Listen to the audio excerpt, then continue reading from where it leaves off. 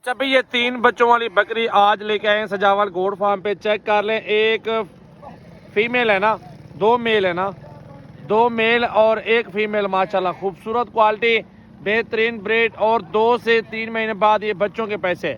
बच्चे चेक कर लें, कलर देखें, गुलाबी नोज में खूबसूरत बकरे प्रिंट के अंदर आ रहे हैं। और 3 बच्चे ये मौजूद है माशाल्लाह, तीनों बच्चों वाली बकरी सामने मौजूद है। और इकट्ठे सौदा होगा इंशाल्लाह ताला। जिस भाई को चाहिए जल्दी जल्दी स्क्रीनशॉट भेजें। जहाँ मर्जी करे पाल लें, आराम से सर्वे करती है। चाहने तो बच्चे, चाहने तो दूध पीने दो। बच्चे चेक कर ले, अल्हम्दुलिल्लाह खूबसूरत ब्रीड है, बेहतरीन। कान छोड़ दो यार, इसके अपने बच्चे। अक्सर लोग बकरियों के बच्चे तब्दील करके आप लोगों को बेचते हैं, लेकिन आप चेक करके खरीदारी किया करो, जिससे भी माल लिया करो।